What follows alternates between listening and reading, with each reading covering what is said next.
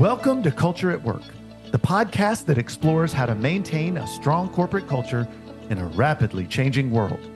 I'm your host, Tim Carroll, inviting you to learn from industry leaders on how to build an exciting culture to bring people back to the office and inspire them like never before.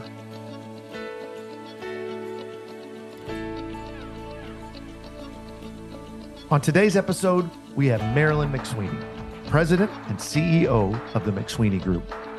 Marilyn has more than 2 decades of successful experience in providing top talent in the interior furnishings industry.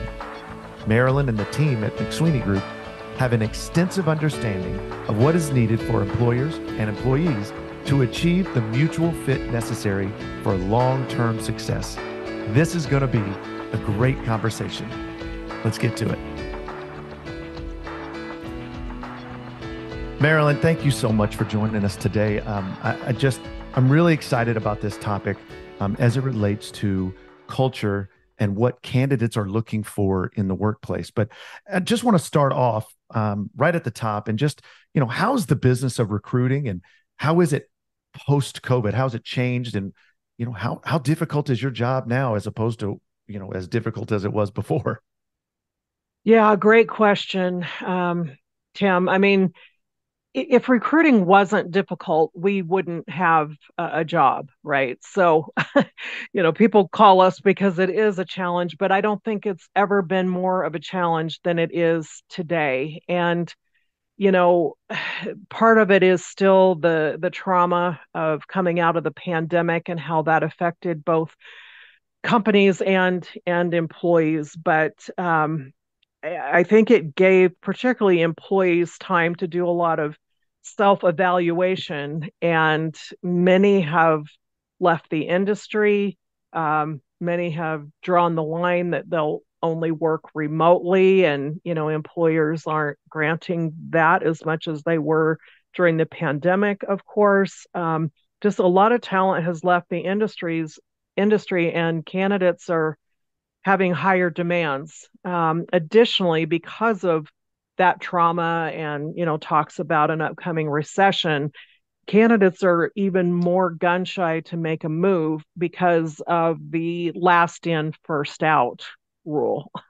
They're Yeah. afraid that if they make this move and then there's another cut, that they're going to be on the chopping block first. So it's made our jobs harder than ever, but ultimately we are able to prevail if we have the right value proposition from our client. And, I honestly, the ones that left may be the most sane ones of all of us. But do you see, you mentioned something there about last in, first out, this perception now, that seems very counter to what it was a year ago, where, the great resignation and everybody was leaping and jumping. And I feel the media had convinced everybody that looking for something else was the best course of action. But do you really see a pendulum shift back to candidates wanting to kind of hold what they got? That has been stronger. I've been doing the recruiting for 25 years, and I worked in the industry prior to that. And it honestly hasn't been more difficult. And I think part of that is some of the lead economists in the country are predicting a bit of a recession in Right. 2025, and people are hearing that, so they're afraid to make a move. But right after the pandemic, so many people lost their positions, so they had to look for new jobs, and they would move for something that looked more secure, particularly companies that held their own well during the pandemic and they are fast growing. Those are particularly companies that people were looking for, in addition to culture, which is kind of the number one question I'm getting these days. And we will absolutely be touching on that. But I look, I'm fascinated by recruiters in that it's a sales position, right? But it's an interesting sales position in that I feel, and you can correct me if you feel I'm wrong, by all means, that you're selling the buyer and you're selling the seller. You're Yes. having to do double the work in order to get that done. Yes. Yes, I had one of our clients say to me recently, how are you surviving in this pandemic because you have no inventory to sell? And it took me a minute to realize what he was talking about. But, Right. it's a lot of people have left the industry, like we discussed, and a lot of the good ones are making so much money that, it's hard to get them to start over again. But again, we do always prevail. It's just taking us, twice as long as it did before in most cases. Right. Well, now you you said the word culture, so we're going to dive in. And I ask this question to everybody.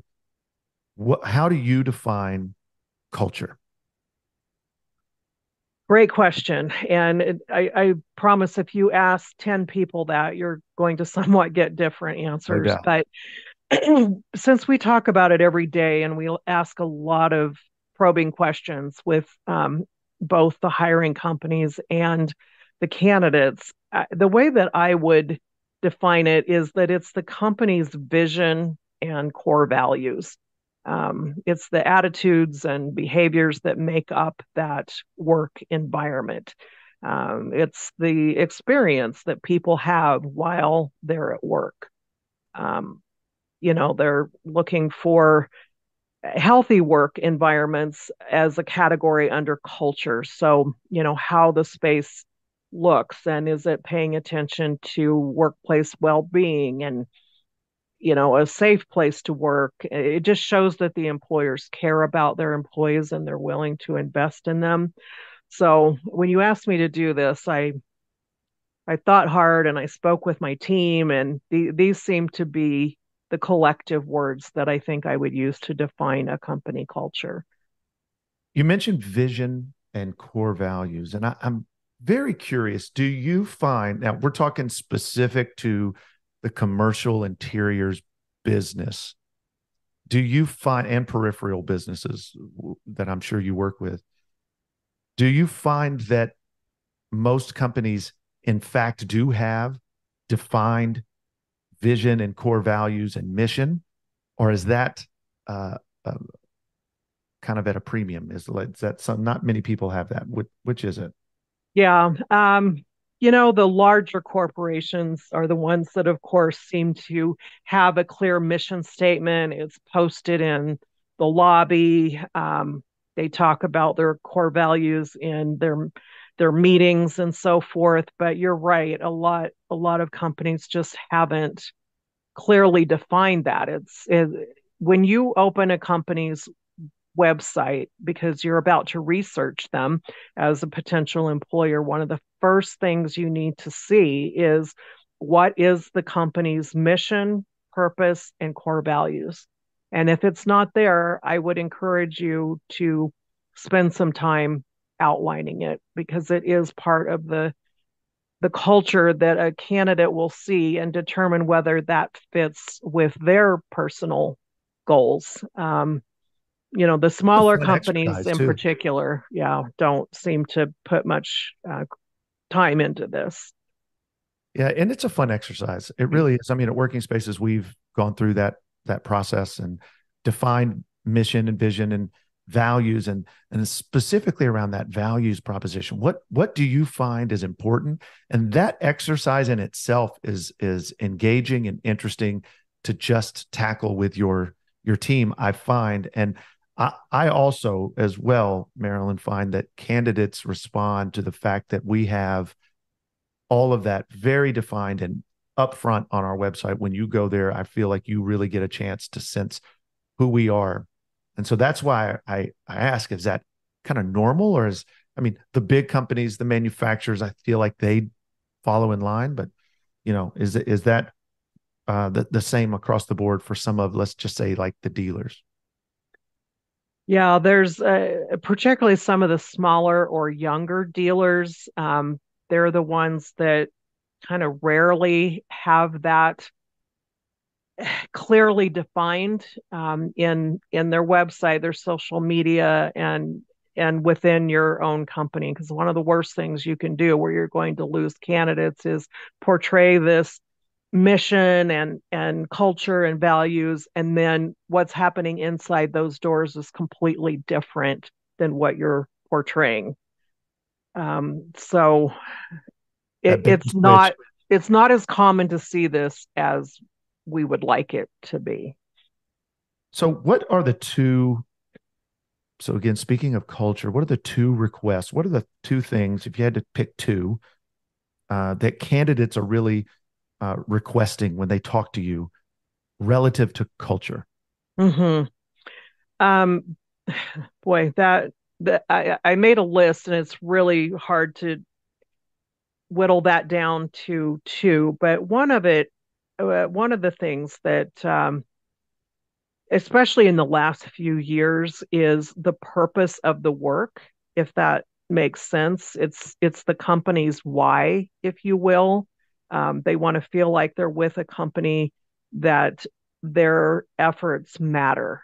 Um, Not just to themselves or to the employer, but it helps the community in some way. It helps the end users feel that the employees at your end users feel that you've invested in them by having a purpose of work, philanthropic efforts, and just like you have a reason to be there, I would say is number one that has particularly shifted over the years. Um, and I would say almost the number one when we ask candidates what their must haves as it relates to company culture, it is the lack of micromanagement that inevitably comes up in every ask.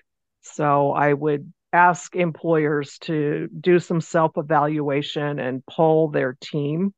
And if they're getting some feedback that they feel like they're micromanaged versus giving clear expectations, um, it and results, then you're going to have, well, we're probably not going to take you on as a client, but you're going to have a really difficult time hiring. So, no micromanagement and purpose of work would be my top two answers.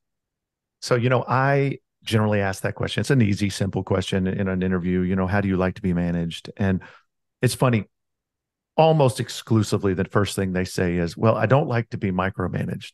Mm-hmm. I would say, I've never had anybody answer that question with, I love to be micromanaged. I love it. So I think that is true. I think that's a big thing. Do you find that purpose? So I read a statistic once that certain generations, generationally, especially Gen Z, and that purpose is their big driver. It's not chasing the almighty dollar. It's, do they find purpose in what they're working? Do you, in fact, in your, anecdotally, do you find that to be generational as well? I do. Definitely. I don't hear much of that talk of purpose of work and work-life balance and self-care and all of that vocabulary that we're hearing these days. I don't hear that coming out of the baby boomers. It is especially prevalent with millennials. This new generation that's coming in, Gen A, is not as much like that. So I would say, and certainly not to disrespect the millennials in any way, they bring a lot of value and we need them. But they are the generation that is asking for these things, good, bad, or indifferent. Yeah, and you have to look. We're in an interesting time, and you have to kind of answer the bell for every generation. It's a wide range of generations in the workforce today, right? Yes. I read an article recently that there are actually five generations in the workplace right now. And I initially thought, well, that's not true. And then as you read the article, you can see where they're coming from. But, for the most part, we've got Gen A, millennials, and still baby boomers in the workforce. Shifting to kind of employers, what are you seeing employers providing their candidates to attract, retain their employees? What are they providing relative to culture? What are you seeing more and more in from your clients that they want to hang out there for people to see and say, this is why you should want to come to our company? Mm-hmm. And boy, that could be a podcast all in itself. Yeah. But I would say what I mentioned previously about your external brand aligning with what's truly happening in your office. If there's a real disconnect there, you are most likely not going to be able to retain your employees.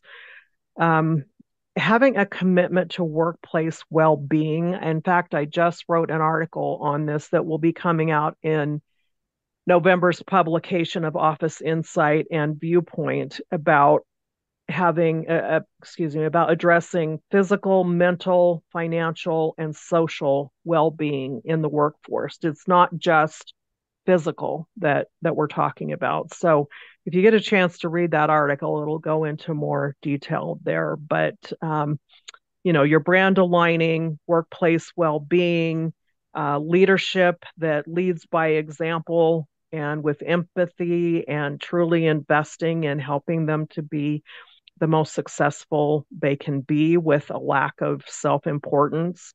Um, Additional perks that some companies have had to do to attract talent are things like having a gym at the office or, at least a few pieces of exercise equipment, having a daycare for their employees, philanthropic engagement, just kind of those unique value proposition ideas that will cause your employees, when they get approached for another job, they're not just looking at the money.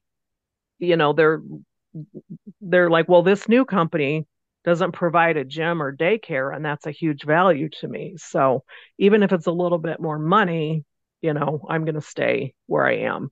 Um, Not only does that literally help you with your time and expenses, but it's also just that feeling that your company cares about you.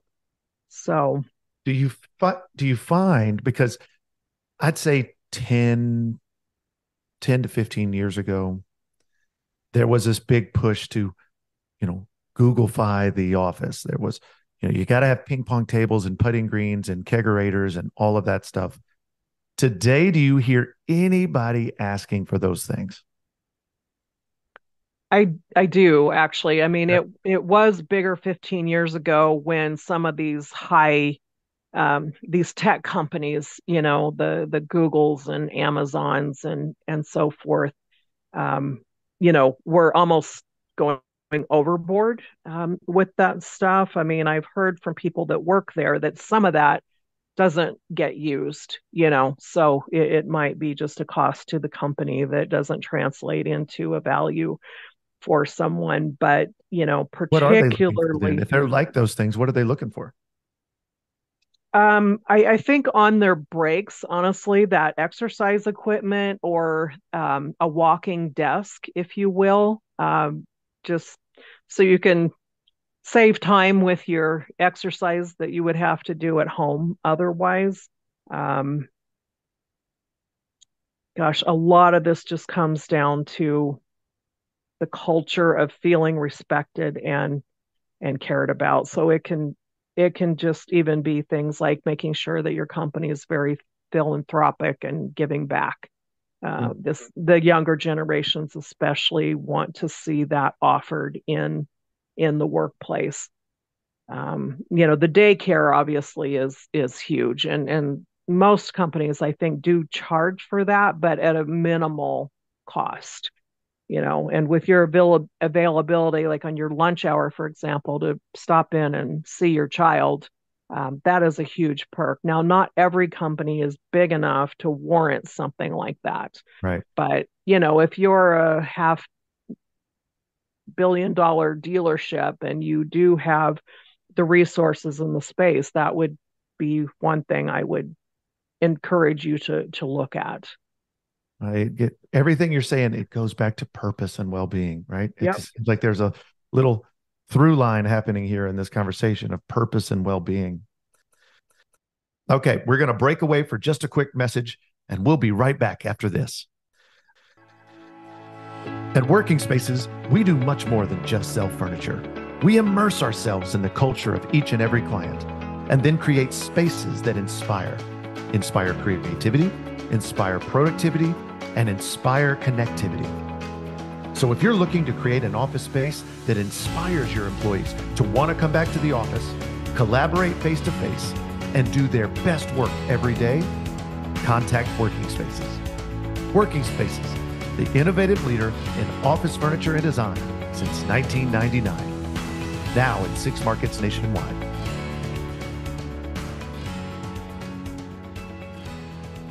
Welcome back to Culture at Work. What role we touched on a little bit, but what role does space play in a candidate's decision, the actual physical space?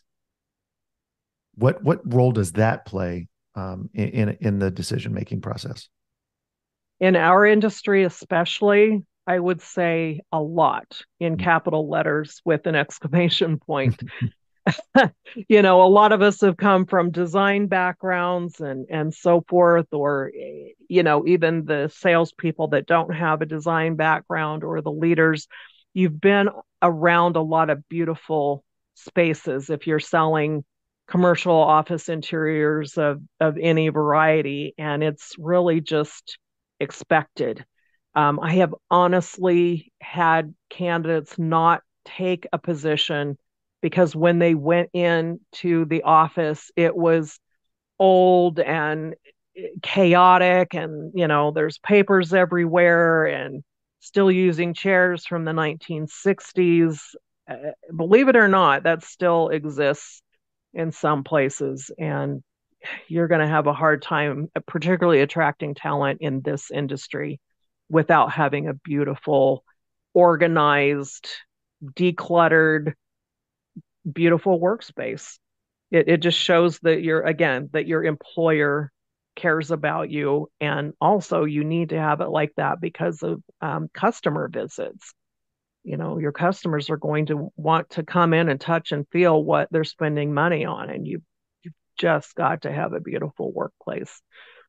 Well, if you can't get your own space right, how is anybody going to expect you to get someone else's, right? Mm-hmm. Exactly. It's an example of your work. Right. Yeah. Yeah. Of what you So, can do for them. so let's dive in. You talk about each one of these questions, to your point, is probably worthy of a podcast all on its own. But Exactly. Yeah. this one definitely is. But we'll try to cram it in here today. But work from home versus the office. Mm-hmm. In our industry, I'll just say I don't think we as an industry have put a premium on this conversation around how important the office is. Because quite frankly, if we don't believe in it, why in the world would anybody else? But nonetheless, I've been trying to scream that for many months, many years. But what are you seeing? Again, you're in a kind of a very different circle than let's just say I'm running in, as far as how important is it? What's our thoughts? What's our beliefs? What are you seeing? What are the candidates saying? And it may be counter to what I believe, which is absolutely okay. But what are you seeing? I'm a very open-ended question. What are you seeing as it relates to your candidates and your employer clients relative to work from home versus the office? Mm-hmm. Boy, I don't know if there's another topic that is more hot than this very issue. And, I find people on opposite ends of the spectrum, people in the middle, but it's almost always a question that a candidate asks us when we are presenting an opportunity to them. It's more about flexible hours Hmm. than totally working from home. They just, especially if you're a parent of young children, they're willing to work 40 plus hours a week, but a company that trusts them to get their work done on a flexible schedule is, I would say, the number one request. As far as fully working from home, and we especially find this request with designers more than any other niche in this industry. And a lot of that is they found during the pandemic that they can get a lot more work done if you cut the commute and you cut the office distractions. But you're right. We are in the office furniture industry. So if everybody wants to work from home, you're not going to have a job pretty soon. We are selling and designing commercial office space, and you need to be an example of that and be in the office. What I'm finding in general is I would say the vast majority of our clients, whether they want to or not, is they're providing a hybrid schedule. And the most common is 3 days in the office and 2 days at home. Now, some employees don't take that. They want to be in the office 5 days a week or 4 days a week, but they have the option to work from home 1 or 2 days a week. That will typically satisfy most people. But gosh, it is a hot topic. I really wish I could get more people to say they'll be in the office. And, if you're a salesperson, of course, you're not in the office 40 hours a week. But for those of you that are willing to do that, you're going to have a lot easier time finding a job, quite honestly. Employers want you in the office, not because of micromanagement, but you can't have company culture if you're working from home. Amen.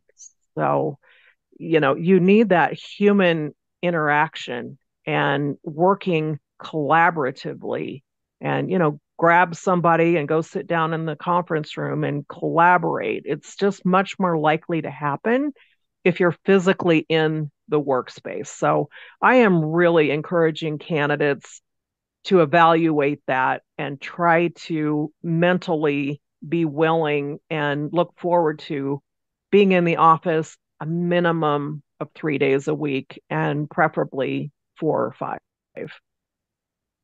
So, and I've said it before on this podcast. I'll say it again because of your role and what you do. And again, see what your thoughts are on this topic. But I have found that when your presence is no longer necessary in the office, you open up your role to be in competition with the rest of the world. The whole world becomes your competition. They no longer see that role having to sit in that town. Therefore, instead of interviewing for a job with 20 candidates, you're interviewing for a job with 2,000 candidates because everybody's interviewing for it because anybody anywhere can do that job. Have you seen these remote jobs start to increase in number of candidates? That is a great question. I completely agree with you that if you're never in the office, you start to become invisible, and the company doesn't see your value as much anymore, and they just realize that you're indispensable or that you are dispensable.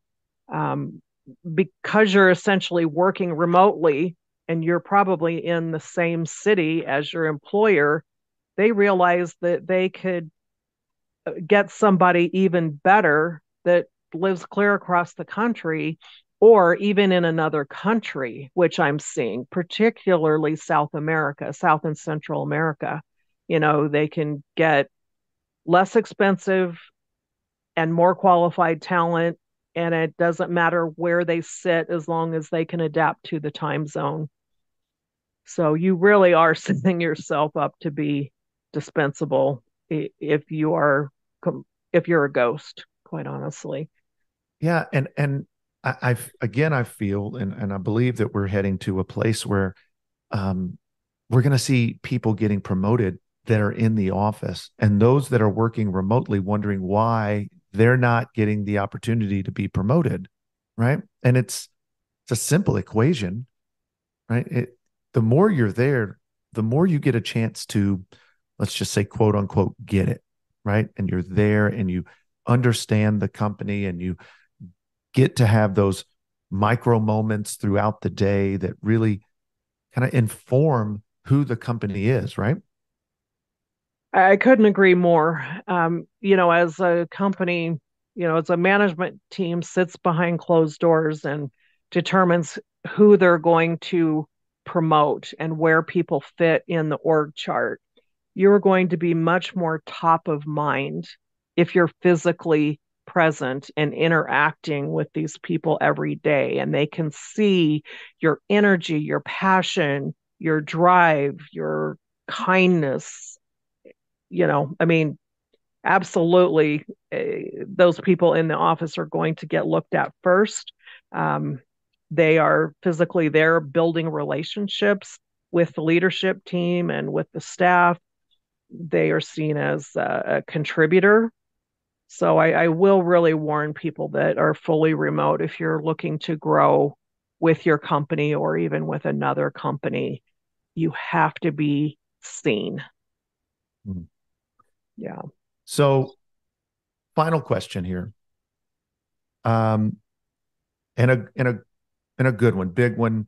I think everybody's going to love to hear what you have to say on this. But what advice would you give candidates and employers regarding searching or building culture? I would say that open communication, open and honest communication, nothing in any relationship will ever trump that. Just make sure that your goals and expectations are in alignment and that you understand each other's must-haves. Even in the interview, you should try to get clear answers about what the must-haves are for this person to come and fully engage with a company with an expectation of that being for the long haul. Um, so just have those conversations and uh, the old what they say about assumptions. So that's where I often will speak with a candidate, for example, or a client for that matter, and they're complaining about something in their office that is causing them to either consider terminating that employee or if you're on the other side, leaving that. And I'll say, have you sat down with leadership and discussed this and make sure that you're on the same page, that you have some clear direction on how to get to your next goals. And inevitably people say, well, no, I haven't spoken with them. That's just ludicrous.